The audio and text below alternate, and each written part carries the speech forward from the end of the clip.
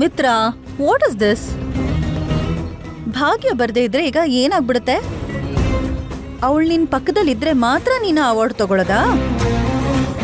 ಇಲ್ವಲ್ಲ. ಭಾಗ್ಯ ನಿನ್ ಜೊತೆ ಬಂದ್ರು ಬರ್ದಿದ್ರು ನಡೆಯೋದು ಯಾವ್ದನ್ನು ತಪ್ಸಕ್ಕಾಗಲ್ಲ. ಇದ್ರಲ್ಲಿ ನಮ್ಗಾಗೋ ಲಾಭ ನಷ್ಟ ಯಾವುದೂ ಇಲ್ಲ. ಆದ್ರೂ ಭಾಗ್ಯನ್ ಕರ್ಕೊಂಡು ಹೋಗೋದ್ರಿಂದ ಏನ್ ಪ್ರಯೋಜನ ಹೇಳು? ನಾವ್ ತಗೊಂಡು ಹೋಗೋ ಲಗೇಜಿನ ಹಾಗೆ ಅವಳು ಕೂಡ ಒಂದು ಎಕ್ಸ್ಟ್ರಾ ಲಗೇಜ್ ಇದ್ದಾಗಿರ್ತಾಳೆ. ಅದನ್ ಬಿಟ್ಟು ಅವಳಿಂದ ನಮಗ್ ಯಾವ ತರ ಉಪಯೋಗನೂ ಇರಲ್ಲ. ನೋಡು ಮಿತ್ರ, ನನ್ ಕೇಳಿದ್ರೆ ಭಾಗ್ಯನ ಆ ಫಂಕ್ಷನಿಗೆ ಕರ್ಕೊಂಡು ಹೋಗೋದಕ್ಕಿಂತ ನಮ್ ಆಫೀಸಲ್ಲಿ ವರ್ಕ್ ಮಾಡೋ ಯಾರೇ ಬಂದಿದ್ರು ಏನೋ ಒಂದ್ ಸ್ವಲ್ಪ ಯೂಸ್ ಆಗ್ತಿತ್ತು. ಅಲ್ಲಿಗೆ ಹೋಗೋದ್ರಿಂದ ನಮ್ ಆಫೀಸ್ ಎಂಪ್ಲಾಯಿ ಅದು ಏನೋ ಒಂದು ಇನ್ಫಾರ್ಮೇಶನ್ ಗ್ಯಾದರ್ ಮಾಡ್ತಿದ್ರು. ನಮ್ಮ ಆಫೀಸಿಗೆ ಸಂಬಂಧಪಟ್ಟಿರೋ ಏನೋ ಒಂದು ಯೂಸ್ ಆಗೋ ಕೆಲಸ ಮಾಡ್ತಿದ್ರು. ಭಾಗ್ಯ ಏನ್ ಮಾಡ್ತಿದ್ಲು? ನೀನ್ ಅವಾರ್ಡ್ ತಗೊಳ್ಳೋವಾಗ ಚೇರಲ್ಲಿ ಕುತ್ಕೊಂಡು ಚಪ್ಪಾಳೆ ತಟ್ಟಿದ್ಲು. ಹಾಗ್ ಚಪ್ಪಾಳೆ ತಟ್ಟೋಕೆ ಅಲ್ಲಿ ಬೇಕಾದಷ್ಟು ಜನ ಇರ್ತಾರೆ. ಆ ಭಾಗ್ಯ ಚಪ್ಪಾಳೆ ಒಂದ್ ಲೆಕ್ಕನಾ? ಅದೇನೋ ಮನೀಷಾ, ಏನೋ ಅನ್ಕೊಂಡ್ರೆ ಇನ್ನೇನೋ ಆಗ್ತಿದೆ. ಒಂದೊಂದ್ಸಲ ನಾವ್ ಏನು ಅನ್ಕೊಳ್ದೆ ನಡೆಯೋದ್ ಕೂಡ ಚೆನ್ನಾಗಿರತ್ತೆ ಮಿತ್ರ. ಅಂದ್ಕೊಳ್ದೆ ಇದ್ದಾಗ ನಡೆಯೋದೆ ಒಂದೊಂದ್ಸಲ ನಮಗ್ ಅನುಕೂಲ ಆಗೋ ಹಾಗೆ ಮಾಡೋದು. ನಮಗ್ ಗೆಸ್ ಮಾಡೋಕ್ ಆಗ್ದಿರೋ ಅಷ್ಟು ಒಳ್ಳೇದಾಗುತ್ತೆ. Just think in positive way. ನೋಡು ಮಿತ್ರ, ನಾವ್ ಅವಾರ್ಡ್ ತಗೊಳಕ್ ಹೋಗ್ತಿರೋದು ಅಂದ್ರೆ ನೀನ್ ಎಷ್ಟು ಖುಷಿಯಾಗಿರ್ಬೇಕು, ಎಷ್ಟು ಚಿಯರ್ಫುಲ್ ಆಗಿರ್ಬೇಕು. ಇವಾಗ ನೀನ್ ಈ ತರ ಡಲ್ ಆಗಿರೋದು ನಂಗೆ ಸ್ವಲ್ಪನೂ ಇಷ್ಟ ಆಗ್ತಿಲ್ಲ. ನಡೆದಿದ್ದೇನೋ ಆಗೋಯ್ತು, ಇನ್ನ ವಿಷಯ ಬಿಟ್ಬಿಡು. ನೀನ್ ತಗೊಳ್ತಿರೋ ಅವಾರ್ಡ್ ಬಗ್ಗೆ ಯೋಚನೆ ಮಾಡು, ಓಕೆನಾ? Good night.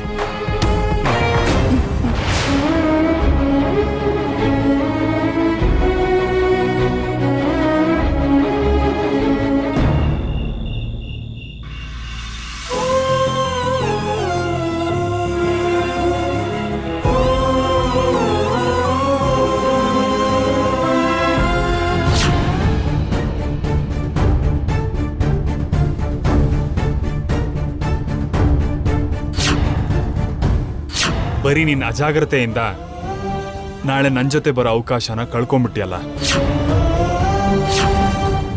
ಇನ್ನೀನು ನನ್ನ ಜೊತೆ ಬರಕ್ ಸಾಧ್ಯನೇ ಇಲ್ಲ. ಅಷ್ಟಕ್ಕೂ ನನ್ನ ಬ್ಯಾಗಲ್ಲಿ ಇಟ್ಟಿದ್ದ ಪಾಸ್ಪೋರ್ಟ್ ಹೊರಗಡೆ ಹೇಗ್ ಬಂತು? ಬೇಕು ಅಂತಾನೆ ಯಾರೋ ನೀರಲ್ಲಿ ಹಾಕಿದ ಹಾಗೆ ಮಗ್ಗಲ್ ಯಾಕಿತ್ತು? ಅದು ಕೂಡ ನಾಳೆ ಹೊರಡೋದು ಅನ್ನೋವಾಗ್ಲೇ ಆಯ್ತು. ಹೇಗಾಯ್ತಿದಲ್ಲ? ಖಂಡಿತ ಇದ್ರ ಹಿಂದೆ ಯಾರೋ ಇದ್ದಾರೆ. ಏನಾಯ್ತು ಭಾಗ್ಯ? ಪಾಸ್ಪೋರ್ಟ್ ಹಾಳಾಯ್ತು ಅಂತ ಬೇಜಾರಾಗ್ತಿದ್ಯಾ? ಫಾರಿನ್ಗೆ ಹೋಗೋ ಚಾನ್ಸ್ ಮಿಸ್ ಆಯ್ತು ಅಂತ ಒಬ್ಳೆ ಕೂತ್ಕೊಂಡು ಅಳ್ತಾ ಇದೀಯಾ? ಏನೋ ಭಾಗ್ಯ, ಕೆಲವರು ತುಂಬಾ ಕನ್ಸ್ ಕಾಣ್ತಾ ಇರ್ತಾರೆ, ಆದ್ರೆ ಒಂದ್ ಕನ್ಸ್ ಕೂಡ ನನ್ಸಾಗಲ್ಲ. ಏನೇನೋ ಮಾಡ್ಬೇಕು ಅಂತ ಆಸೆ ಪಡ್ತಾರೆ, ಆದ್ರೆ ಒಂದು ಸರಿಯಾಗಿ ಸಕ್ಸಸ್ ಆಗಲ್ಲ. ಮನೀಷಾ, ನಿನ್ನ ನೋಡ್ತಿದ್ರೆ ನಂಗ್ ಕೂಡ ಹಾಗೆ ಅನ್ಸುತ್ತೆ. ಏನೋ ಮಾಡ್ಬೇಕು ಅಂತ ತುಂಬಾ ಕಷ್ಟ ಪಡ್ತೀಯ, ಆದ್ರೆ ಎಲ್ಲಾದ್ರಲ್ಲೂ ಸೋತ್ ಹೋಗ್ತೀಯ. ಯಾವಾಗ್ಲೂ ಯಾರ ಮೇಲಾದ್ರೂ ಉರ್ಕೊಳ್ತಾನೆ ಇರ್ತೀಯ, ಆದ್ರೂ ನಿನಗ್ ಯಾವ ಫಲನೂ ಸಿಗಲ್ಲ. ಪಕ್ಕದಲ್ಲಿರೋರು ನಾಶ ಆಗ್ಲಿ ಅಂತ ನೀನ್ ಮಾಡೋ ಪ್ರಯತ್ನ ಪ್ರಯೋಗ ನೋಡ್ತಿದ್ರೆ ನನ್ಗಾಗಾಗ ನಗು ಬರ್ತಿರುತ್ತೆ. ನೋಡು, ಇವತ್ ಕೂಡ ನಿನ್ನ ನೋಡ್ತಿದ್ರೆ ನನ್ಗೆ ಹಾಗೆ ನಗು ಬರ್ತಿದೆ. ಭಾಗ್ಯ, ನೀನ್ ಹೊರಗಡೆ ತುಂಬಾ ಕೂಲಾಗಿ ಕಾಮಿಡಿ ಮಾಡಿ ಮಾತಾಡಿದ್ರು ಒಳ್ಗೊಳ್ಗೆ ಎಷ್ಟು ಹಿಂಸೆ ಆಗ್ತಿದ್ಯೋ ಗೊತ್ತಾಗ್ತಿದೆ. ಹೊರಗಡೆ ಕೇಳ್ದೆ ಇದ್ರು ಒಳ್ಗೊಳ್ಗೆ ನೀನ್ ಎಷ್ಟು ಅಳ್ತಿದ್ಯೋ ನಂಗೆ ಕೇಳಿಸ್ತಿದೆ. ಆದ್ರೆ ಏನ್ ಮಾಡೋದು? ನಿನ್ ನೋವು ನೋಡ್ತಿದ್ರೆ ಒಂದ್ ಮಾತ್ರ ಮಾಡ್ಬೇಕು ಅನ್ಸುತ್ತೆ.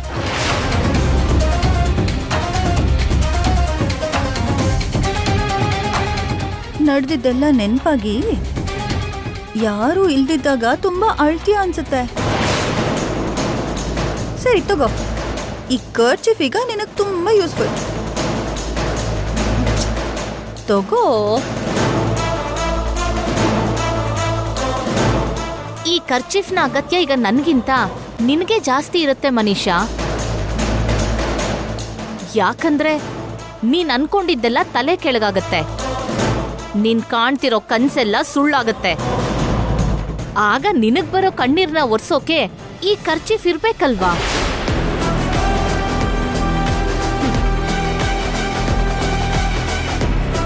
ನಾನ್ ಸುಮ್ನೆ ಹೇಳ್ತಿರೋದಲ್ಲ ಮನೀಷಾ, ಸೀರಿಯಸ್ ಆಗೇ ಹೇಳಿದ್ದು. ನಿನ್ನ ಆಲೋಚನೆ, ಕಲ್ಪನೆ, ಆಸೆ ಎಲ್ಲ ತಲೆ ಕೆಳಗಾಗತ್ತೆ, ನೆನ್ಪಿಟ್ಕೋ.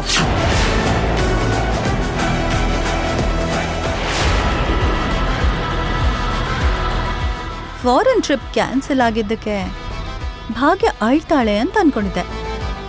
ಸ್ವಲ್ಪ ಚುಚ್ಚಿ ಮಾತಾಡಿ ಇನ್ನೂ ಅಳ್ಸೋಣ ಅನ್ಕೊಂಡಿದ್ದೆ. ಆದ್ರೆ ತಿರುಗಿ ನನ್ಗೆ ಕೌಂಟರ್ ಕೊಡ್ತಾಳಲ್ಲ. ಪಾಪ ಅನ್ಕೊಂಡಿದ್ ನಡಿಲಿಲ್ಲ ಅಲ್ವಾ? ನೋವಿಗೇನೇನೋ ಮಾತಾಡ್ತಿದ್ದಾಳೆ. ವಾಟೆವರ್, ನನ್ ದಾರಿಂದ ಅಂತೂ ಕ್ಲಿಯರ್ ಆದ್ಲಲ್ವಾ? ಇನ್ ಮಿತ್ರ ಜೊತೆ ನಂಗೆ ಬೇಕಾದ ಹಾಗಿರ್ಬೋದು. ತಿರುಗಿ ಬರೋದ್ರಲ್ಲಿ ಮಿತ್ರನ ನನ್ ದಾರಿಗೆ ಬರೋ ಹಾಗೆ ಮಾಡ್ಬೋದು.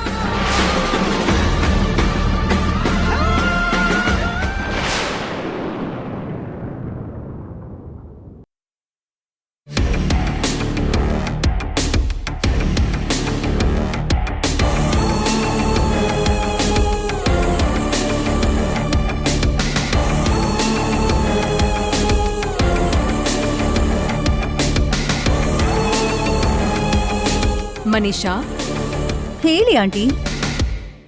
ಏನು ತುಂಬಾ ಉತ್ಸಾಹದಲ್ಲಿದ್ದಂಗಿದೆ? Of course aunty. ಮಿತ್ರ ಜೊತೆಗೆ ಮೈಸೂರ್ವರೆಗೂ ಹೋದ್ರೇನೆ ನನಗೆ ಎಷ್ಟು ಖುಷಿ ಆಗುತ್ತೆ. ಅಂಥದ್ರಲ್ಲಿ ಈಗ ಫಾರಿನ್ಗೆ ಹೋಗ್ತಿದ್ದೀನಿ. ಇಷ್ಟಾದ್ರೂ ಉತ್ಸಾಹ ಬೇಡ್ವಾ? ಸರಿ ಸರಿ, ಈ ಉತ್ಸಾಹನ ಸ್ವಲ್ಪ ಹುಷಾರಾಗಿ ಬಳಸು. ಇದಕ್ಕೂ ಮೊದ್ಲು ಮಿತ್ರ ನಿನ್ ಜೊತೆ ಹೇಗಿರ್ತಿದ್ನೋ ಅದಕ್ಕಿಂತ ಡಬಲ್ ಪ್ರೀತಿಯಿಂದ ಇಬ್ರು ವಾಪಸ್ ಬನ್ನಿ.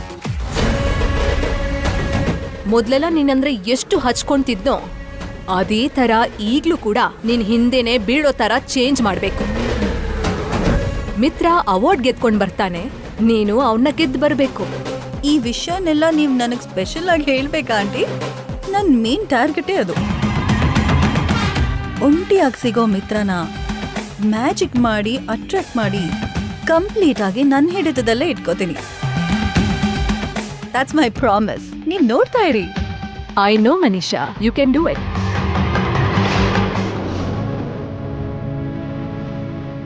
ಎಲ್ಲ ರೆಡಿ ಮಾಡ್ಕೊಂಡಿದ್ಯಾ ಮಿತ್ರ? ಆಗೋಯ್ತು. ನೋಡು ಮಿತ್ರ, ನೀನು ಭಾಗ್ಯನ್ನ ಯಾಕೆ ನಿನ್ ಜೊತೆ ಕರ್ಕೊಂಡು ಹೋಗ್ಬೇಕು ಅಂತ ಹೇಳಿದ್ಯೋ ನನಗ್ ಗೊತ್ತು. ಆದ್ರೆ ಇವಾಗ ಅನ್ಕೊಳ್ದೆ ಹೀಗೆಲ್ಲ ಆಗೋಯ್ತು. ಹಾಗಂತ ಇನ್ನು ಅದ್ರ ಬಗ್ಗೆ ನೀನ್ ಯೋಚನೆ ಮಾಡ್ಬೇಡ. ನಡೆದೋಗಿರೋ ವಿಷಯದ ಬಗ್ಗೆ ಯೋಚನೆ ಮಾಡದೆ ತಗೊಳಕ್ ಹೋಗ್ತಾ ಇರೋ ಅವಾರ್ಡ್ ಬಗ್ಗೆ ಯೋಚನೆ ಮಾಡು. ನಿನ್ ಪರ್ಸನಲ್ ಲೈಫ್ ಬಗ್ಗೆ ಸೊಸೈಟಿ ಏನ್ ಮಾತಾಡ್ಕೊಳ್ಳುತ್ತೋ, ಮೀಡಿಯಾದವರು ತಪ್ಪಾಗಿ ಏನ್ ಬರೀತಾರೋ ಅಂತ ಯೋಚನೆ ಮಾಡ್ದೆ ಸುಮ್ನೆ ಇದ್ಬಿಡು. ಎಲ್ಲಾನು ಯೋಚನೆ ಮಾಡ್ಕೊಂಡು ಕೂತಿದ್ರೆ ನಾವೇನು ಮಾಡಕ್ಕಾಗಲ್ಲ ಮಿತ್ರ. ಸರಿ, ಟೈಮ್ ಆಗ್ತಾ ಇದೆ, ನೀನ್ ಇವಾಗ ಹೊರಡು ಬಾ.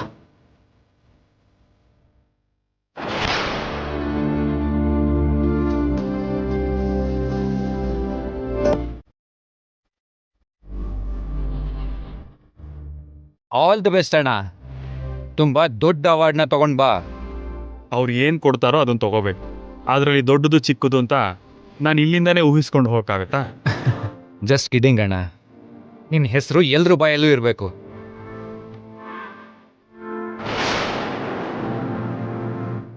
ಅಣ್ಣ, ಟರ್ಕಿ ಚೆನ್ನಾಗಿದೆ ಅಂತ ಅಲ್ಲೇ ತುಂಬಾ ದಿನ ಇರಕ್ ಹೋಗ್ಬೇಡ. ಅವಾರ್ಡ್ ತಗೊಂಡು ಬೇಗ ಬಾ. ಇಲ್ದಿದ್ರೆ ದೊಡ್ಡಮ್ಮನೆ ನಿನ್ನನ್ನು ಹುಡ್ಕೊಂಡು ಅಲ್ಲಿಗೆ ಬಂದ್ಬಿಡ್ತಾರೆ.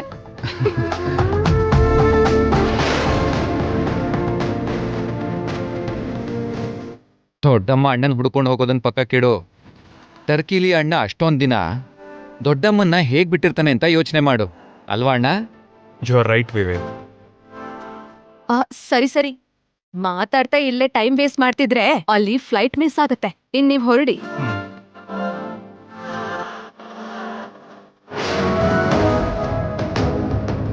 ಭಾಗ್ಯ, ಹೋಗಿ ಬರ್ತೀನಿ.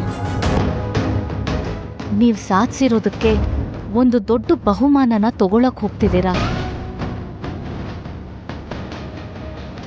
ನೀವ್ ಪಟ್ಟ ಕಷ್ಟಕ್ಕೆ ಪ್ರತಿಫಲನ ತಗೊಳಕ್ ಹೋಗ್ತಿದ್ದೀರಾ. ನಿಮ್ ಸುತ್ತ ನಡೆಯೋ ಚಿಕ್ಕ ಚಿಕ್ಕ ವಿಷಯಗಳ್ನು 2-3 ದಿನದಲ್ಲಿ ನೀವು ಮರ್ತು ಹೋಗ್ಬೋದು. ಆದ್ರೆ ನೀವ್ ತಗೋತಿರೋ ಅವಾರ್ಡ್ ಮಾತ್ರ ಜೀವನದಲ್ಲಿ ಯಾವಾಗ್ಲೂ ಹೆಮ್ಮೆಯಿಂದ ಹೇಳ್ಕೊಳ್ಳೋಂಥ ನೆನಪು.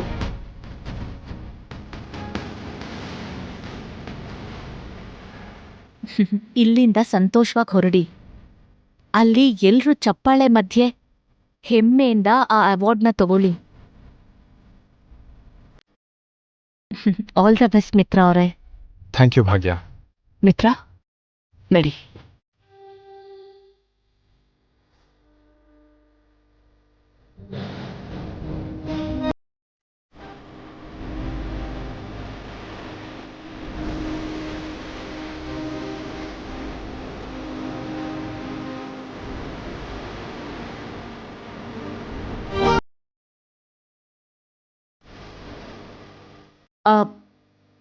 ಅತ್ತೆ, ಹೇಗೋ ಮಿತ್ರ ಅವ್ರು ಇಲ್ವಲ್ಲ, ಅವ್ರು ಬರೋವರೆಗೂ ನಾನು ನನ್ನ ಚಿಕ್ಕಪ್ಪನ ಮನೆಗೆ ಹೋಗಿ ಬರೋಣ ಅನ್ಕೊಂಡೆ. ಹೋಗಿ ಬರ್ಲಾ ಅತ್ತೆ? ನಿಂತವ್ರ ಮನೆಗೆ ನೀನ್ ಹೋಗಿ ಬರೋದಕ್ಕೆ ನನ್ನ ಹತ್ರ ಪರ್ಮಿಷನ್ ತಗೊಳ್ಬೇಕಾಗಿರೋ ಅವಶ್ಯಕತೆ ಇಲ್ಲ. ಯಾಕಂದ್ರೆ ಯಾವುದೋ ಒಂದಿನ ಪರ್ಮನೆಂಟ್ ಆಗಿ ನೀನ್ ಆ ಮನೇಲೇ ಇರ್ಬೇಕಾಗಿರೋಳಲ್ವಾ.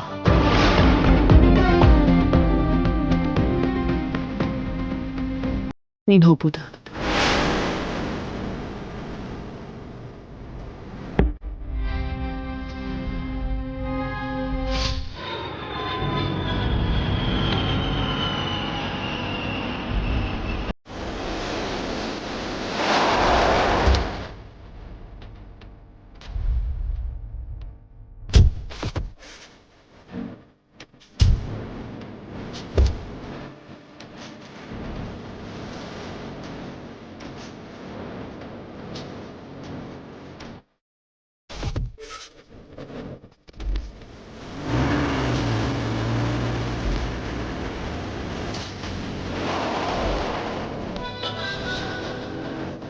ಮಿತ್ರ, ಇನ್ ಸ್ವಲ್ಪ ಹೊತ್ನಲ್ಲಿ ನಾನು ನೀನು ಇಬ್ರು ಟರ್ಕಿಗೆ ಹೊರಟೋಗ್ತೀವಿ. ನಾನು ತುಂಬಾ ಎಕ್ಸೈಟೆಡ್ ಆಗಿದ್ದೀನಿ. ಹೋಗೋಣವಾ? ಒಂದ್ 2 ನಿಮಿಷ ಕಾಯೋಣ ಮನೀಷಾ. 2 ನಿಮಿಷ ಯಾಕೆ ಮಿತ್ರ? ಈ 2 ನಿಮಿಷದಲ್ಲಿ ಅದೇನಾಗೋಗುತ್ತೆ? ಒಂದ್ ಸ್ವಲ್ಪ ಕಾದ್ರೆ ನಿನಗೆ ಗೊತ್ತಾಗುತ್ತೆ.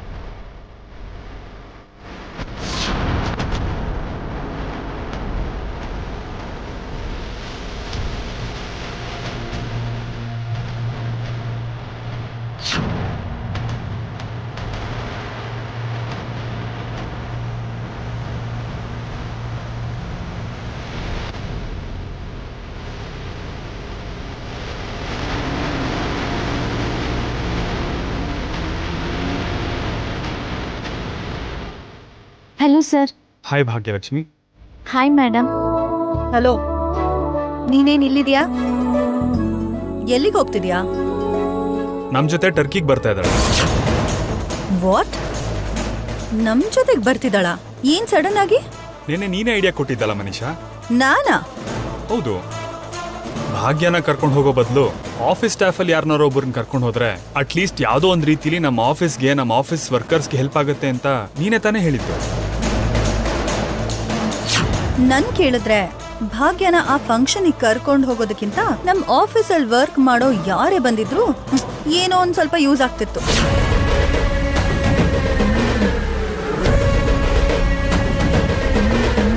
ಸೊ ಭಾಗ್ಯ ಹೇಗೂ ಬರ್ತಿಲ್ಲ. ಆಫೀಸಿಂದ ಭಾಗ್ಯಲಕ್ಷ್ಮಿ ಥರ ಯಾರಾದರೂ ಬುದ್ಧಿವಂತರನ್ನ ಕರ್ಕೊಂಡು ಹೋದರೆ ಕಂಪನಿಗೆ ಉಪಯೋಗ ಆಗುವಂಥ ಕೆಲಸ ಏನಾದರೂ ಒಂದು ನಡೆಯುತ್ತೆ. ಅದಕ್ಕೆ ಆಗಿಂದಾಗಲೇ ನಿರ್ಧಾರ ಮಾಡಿದೆ.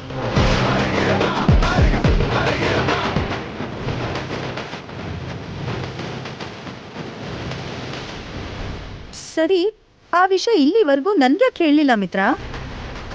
ಆ್ಯಕ್ಚುಲಿ ಅವ್ಳ ಟಿಕೆಟ್ ಲಾಸ್ಟ್ ಮಿನಿಟ್ವರೆಗೂ ಬುಕ್ಕೇ ಆಗಿರಲಿಲ್ಲ. ಬರ್ತಾಳೋ ಇಲ್ವೋ ಅಂತ ಗೊತ್ತಿಲ್ಲದೆ ಇರೋದ್ರಿಂದ ನಾನು ನಿನಗೇನು ಹೇಳಲಿಲ್ಲ. ಬರೋ ಹೊತ್ತಲ್ಲಿ ಕಾರಲ್ಲಿ ಹೇಳೋಣ ಅಂದರೆ ನೀನೇನೋ ಫೋನಲ್ಲಿ ಬ್ಯುಸಿಯಾಗಿದ್ದೆ. ನೀನೇ ಬಂದ್ಬಿಟ್ವಲ್ಲ, ಸ್ವಲ್ಪ ಹೊತ್ತಾದ್ಮೇಲೆ ನೀನೇ ನೋಡ್ತೀಯ ಅಂತ ಆ 2 ನಿಮಿಷಕ್ಕಾದರೂ ಸಸ್ಪೆನ್ಸ್ ಆಗಿರುತ್ತೆ ಅಂತ ನಾನು ಹೇಳಲಿಲ್ಲ ಅಷ್ಟೇ.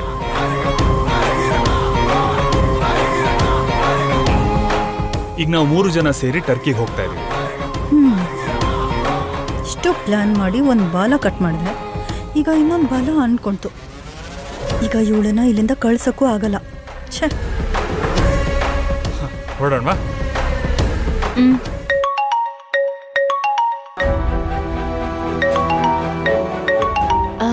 ಸರ್, ಒಂದು ಕಾಲ್ ಅಟೆಂಡ್ ಮಾಡಿ ಬರ್ತೀನಿ ಸರ್.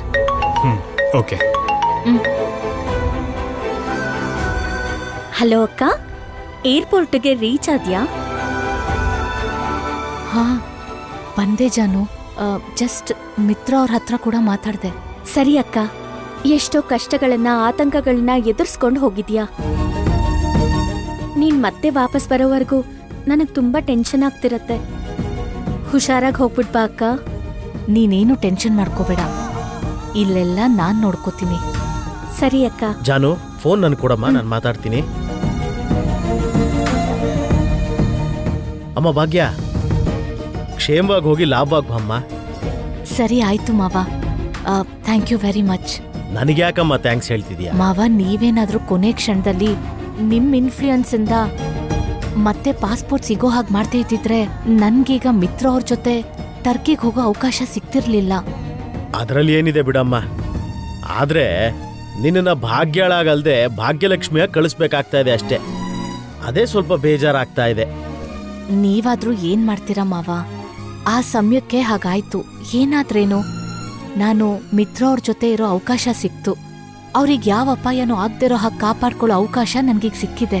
ಹೌದಮ್ಮ, ನೀನೀಗ ಭಾಗ್ಯ ಆಗಿ ಅಲ್ಲ, ಭಾಗ್ಯಲಕ್ಷ್ಮಿಯಾಗಿ ಅವ್ರ ಜೊತೆ ಹೋಗ್ತಾ ಇದೀಯ. ಭಾಗ್ಯಲಕ್ಷ್ಮಿಯಾಗಿ ಹೆಚ್ಚು ಸಮಯ ಅವ್ರ ಜೊತೆನೇ ಇರ್ತೀಯ ನೀನು. ಸ್ವಲ್ಪ ನೀನು ಹುಷಾರಾಗಿರ್ಬೇಕಮ್ಮ. ನಿನ್ನ ಬಗ್ಗೆ ಅವ್ರಿಗೆ ಗೊತ್ತಾಗ್ದಿರೋ ಥರ ಇರು. ಸರಿ ಆಯ್ತು ಮಾವ. ಹುಷಾರಾಗಿ ಹೋಗ್ಬಮ್ಮ. All the best. Happy journey. ಹಾ, ಥ್ಯಾಂಕ್ ಯು ಮಾವ.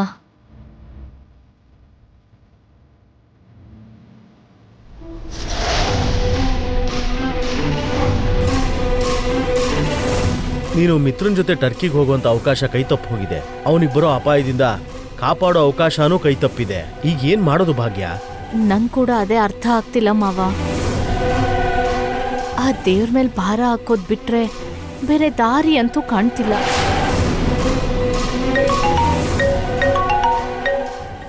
ಮಾವ, ಮಿತ್ರ ಅವರು ನನ್ನ ಆಫೀಸ್ ನಂಬರ್ಗೆ ಫೋನ್ ಮಾಡ್ತಿದ್ದಾರೆ. ಹೌದಾ? ಏನ್ ಕಾರಣ ಇರಬಹುದು? ಸರಿ, ಒಂದ್ಸರಿ ರಿಸೀವ್ ಮಾಡಿ ಮಾತಾಡು. Hello. Hello Bhagyalakshmi, how are you? ನಾನು ಚೆನ್ನಾಗಿದ್ದೀನಿ ಸರ್. ನಿನ್ನ ಹತ್ರ ಪಾಸ್ಪೋರ್ಟ್ ಇದೆಯಾ? ಹ್ಮ್? ನಿನ್ನೇ ಭಾಗ್ಯಲಕ್ಷ್ಮಿ, ನಿನ್ನ ಹತ್ರ ಪಾಸ್ಪೋರ್ಟ್ ಇದೆಯಾ? ಯಾಕೆ ಸರ್? ಏನೂ ಇಲ್ಲ, ನಾನು ಅವಾರ್ಡ್ ತಗೊಳ್ಳೋದಕ್ಕೆ ಟರ್ಕಿಗೆ ಹೋಗ್ತಿದ್ದೀನಲ್ಲ, ನನ್ನ ಜೊತೆ ಮನೀಷಾ ಕೂಡ ಬರ್ತಾ ಇದ್ದಾಳೆ.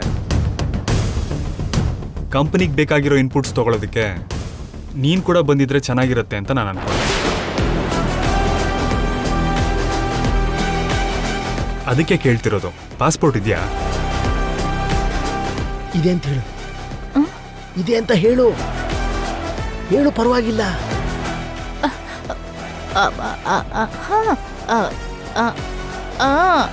ಇದೆ ಸರ್. O, that's great.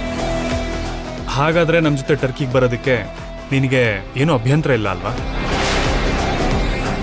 ಇಲ್ಲ ಅಂತ ಹೇಳು. ಹೇಳು, ಪರವಾಗಿಲ್ಲ. ಯಾವ ಥರ ಪ್ರಾಬ್ಲಮ್ ಇಲ್ಲ ಸರ್. ಸರಿ, ನಿನ್ ಪಾಸ್ಪೋರ್ಟ್ ಡೀಟೇಲ್ಸ್ನೆಲ್ಲ ಕಳಿಸು, ನಾನು ನಿನಗೋಸ್ಕರ ಟಿಕೆಟ್ ಬುಕ್ ಮಾಡ್ತೀನಿ. ಓಕೆ ಅಂತ ಹೇಳು, ಓಕೆ ಅಂತ ಹೇಳು, ಹೇಳು. Okay sir. ಟಿಕೆಟ್ ಕನ್ಫರ್ಮ್ ಆಗುತ್ತೋ ಇಲ್ವೋ ಅಂತ ನನಗೂ ಡೌಟ್ ಇದೆ. ಒಂದ್ ವೇಳೆ ಕನ್ಫರ್ಮ್ ಆಗೋ ಹಾಗಿದ್ರೆ ನಾನು ನಿನಗೆ ತಿಳಿಸ್ತೀನಿ. ಡೈರೆಕ್ಟಾಗಿ ನೀನು ಏರ್ಪೋರ್ಟಿಗೆ ಬಂದ್ಬಿಡು. ಅಷ್ಟರಲ್ಲಿ ಲಗೇಜ್ ರೆಡಿ ಮಾಡಿಟ್ಕೋ. ಸರಿ ಸರ್. ಇಡ್ತೀನಿ, ಬಾಯ್. ಪಾಸ್ಪೋರ್ಟ್ ಇಲ್ದೇ ಇದ್ರು ಇದೆ ಅಂತ ಹೇಳು ಅಂದ್ರಲ್ಲ ಮಾವ. ನನಗೆ ಈಗ ತಾನೇ ಒಂದು ಥಾಟ್ ಬಂತಮ್ಮ.